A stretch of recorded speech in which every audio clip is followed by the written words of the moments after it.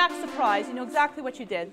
Is there nothing out of this group of people? There's nothing that you want to know? Go and stand outside. I'll call you back in when you're actually going to be quiet.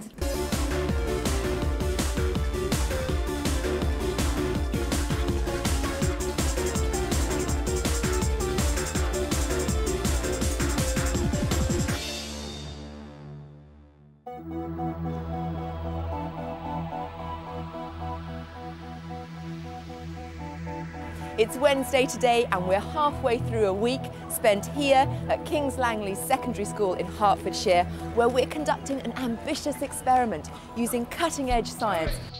Leading psychologists, physiologists, neurologists and educationalists will be trialling an intelligent vest which reveals live stress levels through instant readings of the teacher's heart and breathing rates. We'll also be measuring their levels of cortisol, the fight or flight hormone. Never before in a normal population have scientists tried to establish if your DNA can make you stress-prone, but our team will be attempting just that. And in yet another world first, we'll be monitoring and recording our teachers' blood pressure every 15 minutes throughout the school day, so our experts can pinpoint extra stressful moments. This van is actually an observational hide where myself and experts can monitor the teachers and look into their classrooms. Now, this is an ordinary school in terms of its buildings and its intake, but extraordinary in terms of its aspirations and enthusiasm. But as we know, aspiration can bring stress in its wake. But I think on the whole I am pretty stressed. I don't mind admitting that. And there are occasions when I notice that through nervousness or sleepless nights. There are times I feel like exploding, and there are times I use up a lot of my capacity to control my temper and my responses. Well, with me in the hide is Alom Shah. Alom, you've been involved with this idea from the very beginning, haven't you? And who are our guinea pigs today? Who's volunteered? Two very different teachers. Jeff Shepherd, who's been at the school for I think 20 years, and he teaches geography, business studies and PE, and wow. He's a really experienced chap, yeah. And then we've also got Emily Creed, who's only been teaching for 2 years at the school. She's new to teaching. I think we're going to see how they respond to stress and whether it's different depending on how much experience you've got. And what are you going to be up to today? I'll be running around observing them in the classroom and collecting cortisol swabs every so often at the end of every lesson. That's a really good indicator of their stress levels. What are the key science focuses today? Well, Nadia Wager, who's been with us all week, is going to go into more depth about how her ambulatory blood pressure monitoring system works. It's just gone 9 AM and the start of the first lesson.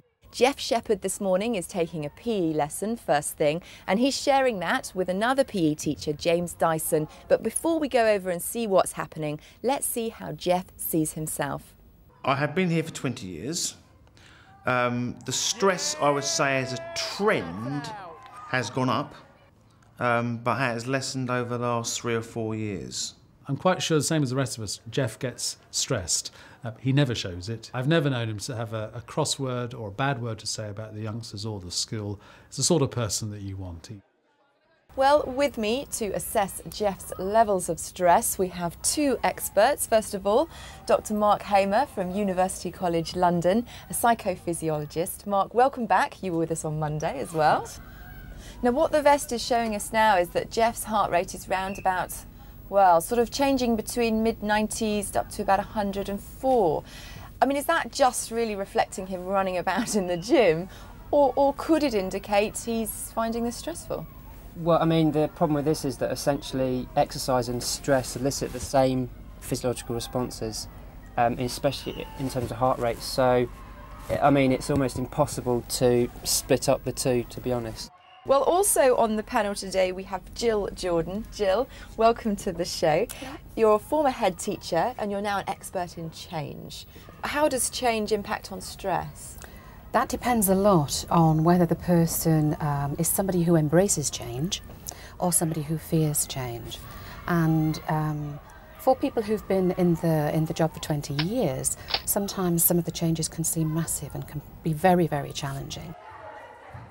Now, we haven't seen a great deal of Jeff yet, but he does seem to be enjoying the class. We can see he's laughing there with his students. Jill, what are your first impressions of Jeff as a teacher, just from his body language? He's relaxed, he's confident, and therefore I would guess that the stress level will only rise if something specific happens, I think, to make it stressful. Right. Hold the ball there. Hold the ball there, yeah? Oh, Jill, we've just seen there both James and Jeff having to deal with one of their pupils who looked like they'd sustained an injury. Most definitely, and I noticed, interestingly, just before that Jeff was pacing backwards and forwards. He was a little bit more agitated before he went over there, and I did wonder why he was pacing backwards and forwards. And as soon as he went over, we saw that one of the boys had fallen over. So that's the moment where you're not too sure whether everything's okay. Alan, did you spot anything on the vest? Did you happen to see whether his heart rate gone up? I mean, it's up to over 100 now. Again, yes, his heart rate did seem to go up around that time.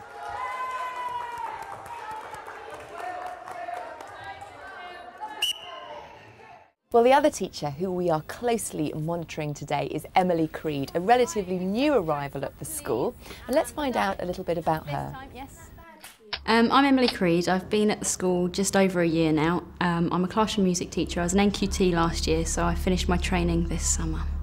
It's always nerve-wracking at the beginning, I think, because you're not really sure what to expect. Warm up our jaws. It was lovely that she chose to work at this school because she felt that the atmosphere was appropriate to her and the working environment was going to suit her. She's responded wonderfully well. I try to give an outward appearance of being laid back, I think. I'm usually quite good at controlling my stress levels. Obviously, because of my subject, I am very, very busy. I have lunchtime clubs. I'm always up at break time supervising the music department as well. I know where to find Emily every day at lunch break and after school. She'll be in the music rooms and she'll be practising with the junior choir or the senior choir. Absolute 110% commitment. No head teacher could ask for anything more. Now, what we heard, Mark, she doesn't get many breaks during the day. How's that going to affect her? I mean, surely we all need a break at some point. Yeah, I mean, definitely. And I think the interesting thing with new teachers, the demands on them are very high, but the level of control that they have over their work is quite low. Particularly with young teachers, this imbalance between demands and control is actually quite a sort of a dangerous sort of situation. So it's be interesting to look at her today. Picking up on what Mark was just saying about demands and control, when you watch Jeff, who's been in the job 20 years, looking at him, I get the feeling he's done this type of lesson many times before and is very comfortable with it. Well, it's just gone 10 a.m. and in the changeover between lessons 1 and 2 here at King's Langley School, we're joined by third expert, Dr. Nadia Wager. She's just popped into Emily's class to wire her up to a mobile blood pressure unit. Having measured Emily and Jeff's blood pressure, we'll find out the results at the end of the programme. 112/44. Okay guys, if you can take your coats off and get your books out. Today we are going to start with a little bit of a vocal bit, a little bit of scat singing. Dylan. Dylan, don't play up please. Be sensible. Okay, so we are going to start with a little bit of scat singing today. But first of all, to make sure we're all relaxed in the right frame of mind, we're going to do some breathing. Well, Jill, looking how Emily's beginning her class, I'd say she seems a little bit nervous. That could just be the cameras in there, but she's a new teacher. I think for Emily, it's still very much her setting the line, setting the line over which she won't let them step at the moment, which seems very strict, but actually it will serve them hugely in the future. Right, yes. Well, Nadia, you've rushed round to join us in the van, having just helped Emily into a blood pressure monitor. Can you explain the blood pressure experiment that you're running for us today? Blood pressure is quite good on judging mood and physiological arousal that's associated with it. And Emily herself, as I was putting on the monitor, sort of said, well, actually, I have quite low blood pressure. Oh, right. But strangely enough, it wasn't that low a reading on the systolic. Possibly because of the cameras, and we're manhandling her, wiring her up, yes. And being observed, and the children are waiting outside, the lesson starting late, so it wasn't actually as low as I think she would have anticipated. Now, is blood pressure something that can change from minute to minute? Is it quite responsive? It's very, very responsive. So if you've had quite a strong emotion, something like if something's made you very angry, it will actually take you about 25 minutes for it to actually return to baseline. So it will leave sort of a residue. And if you then think about the anger-provoking event again, unfortunately blood pressure will raise again. Right, okay. So yeah, it's very responsive by the sounds of things. Oh, stop. Speeding up. There are people speeding up. This one, go and stand outside. I'll call you back in when you're actually going to be quiet. And tuck that shirt in, I've asked you once already. If I see it out again, it'll be detention at lunchtime. Right. Now we saw there Emily having some discipline issues in the class, sending one pupil out because he was being disruptive.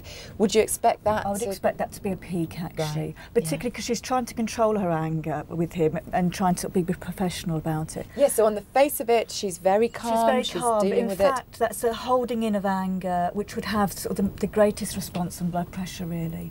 And what can be the longer term effects of having blood pressure going up and down all day? Well, it's a cumulative damage in the end. So long as it's fine while people are doing it, going up and down, so long as it returns to a recovery position either at the end of the day or during lunch breaks, break times generally. But if it's raised for a length of time, gradually the baseline will actually raise, and so you'll get a cumulative damage on the arteries really in the heart. Well, the class dynamic has certainly changed now. All the pupils are moving around the classroom. Jill, is that something that's more difficult to handle? It can be. It means the teacher does have to have eyes in the back of her head, and she will have to keep moving around. I think, though, where they're doing improvisation and composition like that, they're probably quite engaged.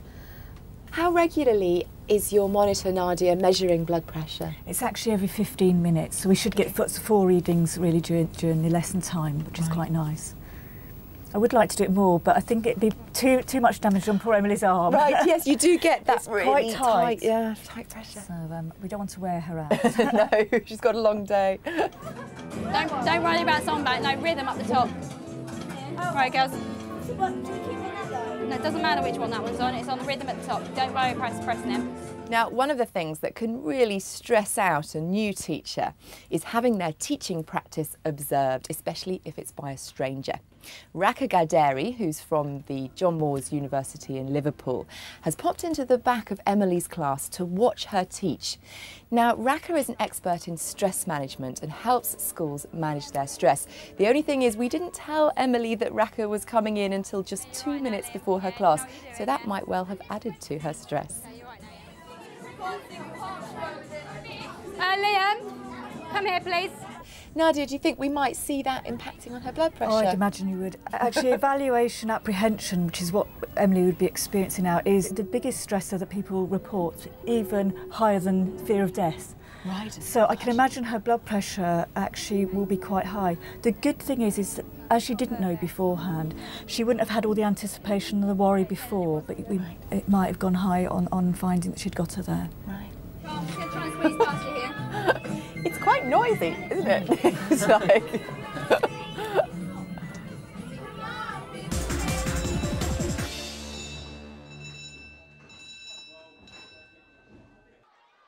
Well, breaks finish and Jeff is into his 3rd lesson of the day. He's got his geography teacher hat on now and he's got a class of year 8s and they're doing a project on Brazil.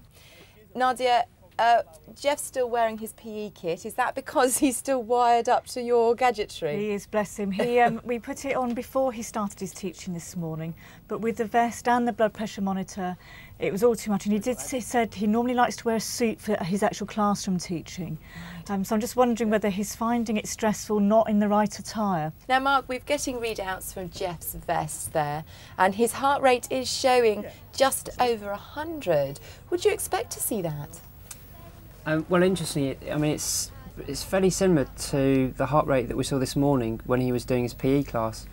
And when we would have thought he's probably moving around a bit more in the PE class than he is at the moment. So he's possibly finding this a little bit more mentally demanding than the PE class. When you've come out of a lesson, and we don't know how Jeff will feel after this one, but if you're a teacher that comes out of a lesson and feels like, oh, that didn't go very well, it's just going to keep the levels of stress going all the way through the day, isn't it? I think that happens such a lot in teaching, particularly in a secondary school where you are going from class to class to class, and that's the danger really, that you keep at that higher level of stress and pressure. As part of our grand experiment this week, we are linking psychological and physiological information in the form of questionnaires and genetic markers in people's DNA. And the man who's been involved in this, Dr. Chris Gibbons from Queen's University Belfast. Chris, remind us about what you're doing this week. Well, what we asked the teachers to do at the end of a busy first term was to identify what for them were their main sources of stress. We also looked at their coping patterns. We're doing this for the entire teaching staff and some of the support staff, but Jeff is one of the teachers who agreed to waive anonymity. And what did his questionnaire reveal? Well, Jeff is an amazing case in many ways, not all in good ways. For his negative coping, he was markedly high in all measures of negative coping. And what kind of measures are they? What do you mean by negative coping? Well, such as bottling up issues or emotions, and in Jeff's case, he was very strong in terms of denial, not recognising perhaps that there were issues or problems he needed to deal with. Right. Now, what we also see is on the positive coping strategies is that ways in which we tend to deal with that is by tapping into good support networks.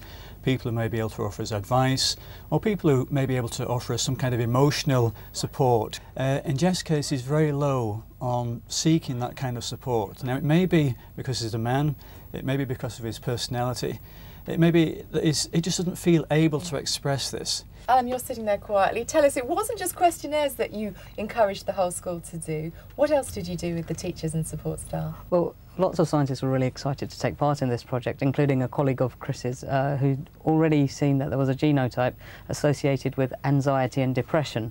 And so we've taken DNA samples from all our teachers, and we're looking for this genotype to see if there's an association with stress as well. Okay, to see if they've got a propensity towards stress. And Chris, reveal Jeff's genotype. Well, Jeff's genotype, actually, he has the hardy anxious resistant genotype. He is the CC type, which would indicate that in our other populations that they're unlikely to experience anxiety. And that seems at odds with the fact that we find with Jeff and his profile that he is at risk in terms of emotional exhaustion. He does worry a lot, he does find it difficult to concentrate, and he is high on psychological ill health. So there is some circles that need to be squared there in Jeff's case. And my interpretation in this case is that it may be that this anxious resistant genotype may well lull Jeff into thinking that he is in control and that he doesn't need maybe to go to the lens that other people go to who have a more anxious disposition. And as a result, he may not actually cope as well. Hence we see this high scoring on the negative coping and the low scoring on the positive side.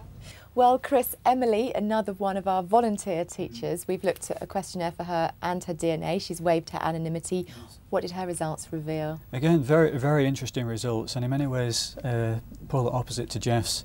Really? What we find with Emily is that she has a very good range of positive coping strategies.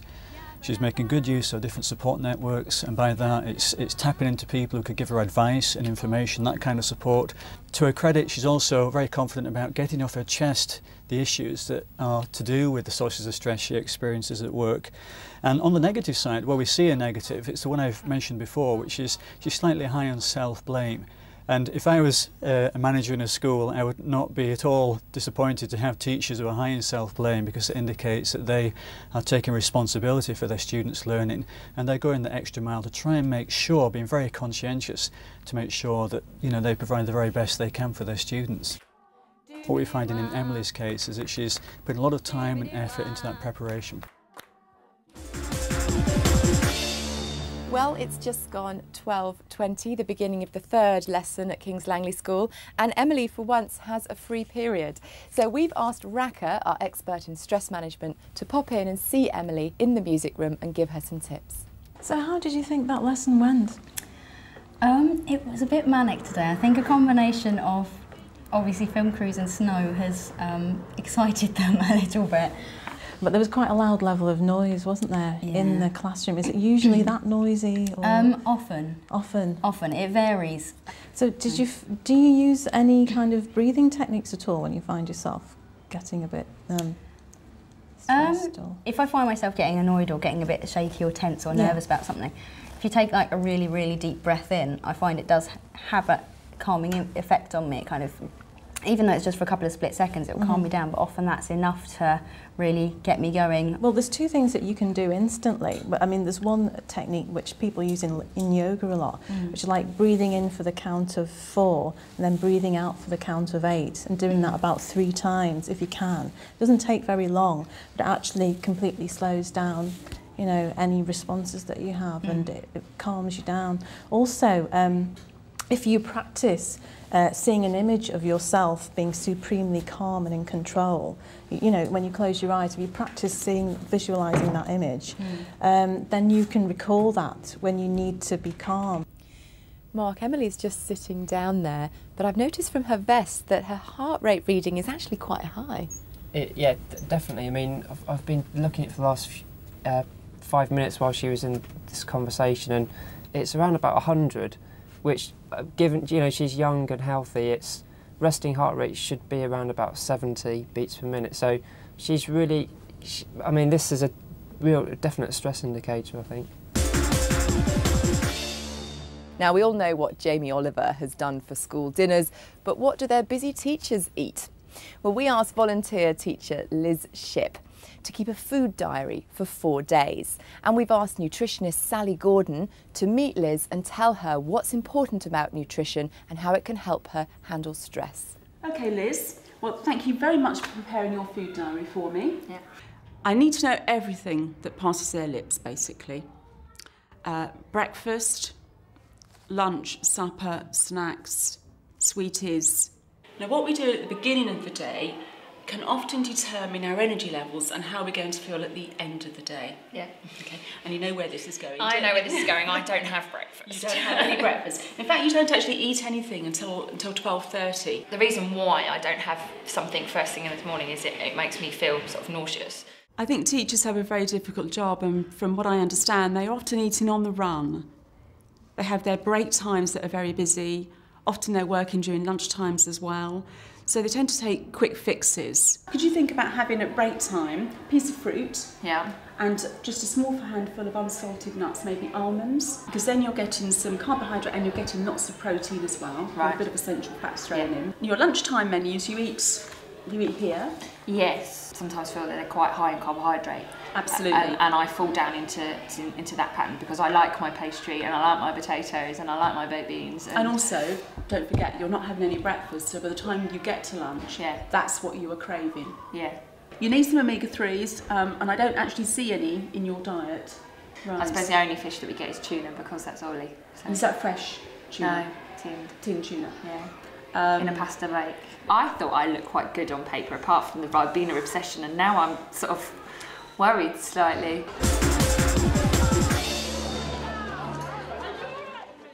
Nadia has just popped in to check on our volunteers' blood pressure. We'll find out their results at the end of the programme.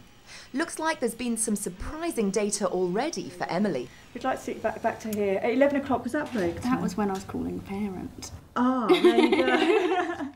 But that's really interesting, how high it can go at that point, in comparison to what you were when we first started, which is, it sounds like it's more like your normal blood pressure.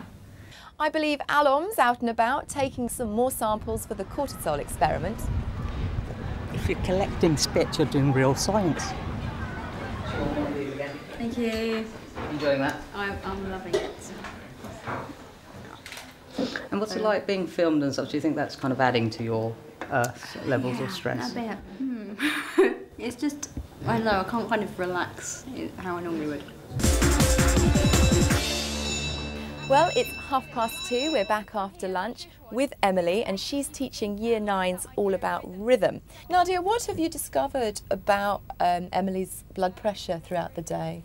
Well, she started off by saying to me how she has very low blood pressure, and in fact when we put the monitor on this morning we got an initial very low reading, but there was also a point where it went exceptionally high, and when I showed Emily she actually said, oh, that's at the point she had to phone a parent. So actually having to sort of have this communication with a parent, and I suppose it's not the unexpected yet again.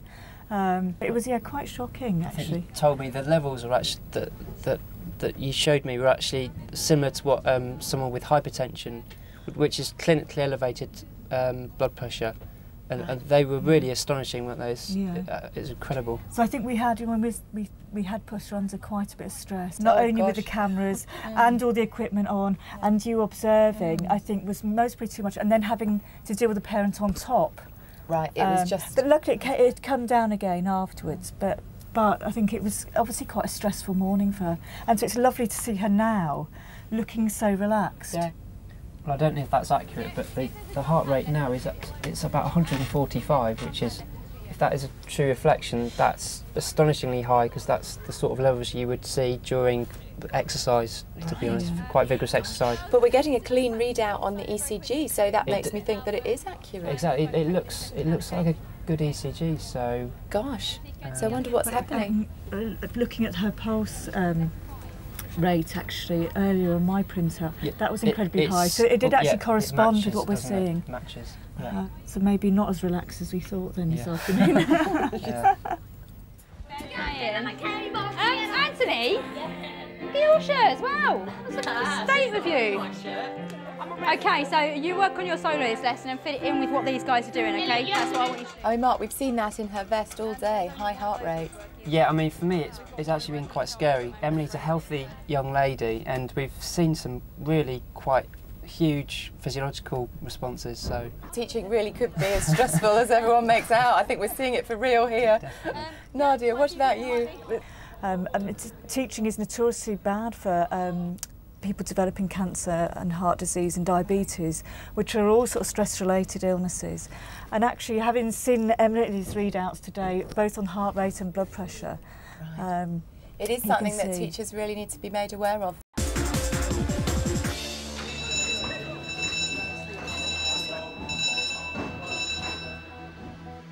So let's reveal the results of the blood pressure readings. Emily has told us that she usually has low blood pressure, but at one point hers went up to 183 over 138. That's hypertension level. Jeff's was less up and down, but fairly consistently too high for comfort. Both vests also show major fluctuations in heart rate. Tomorrow we'll have their cortisol results, which will complete our investigation into their stress levels.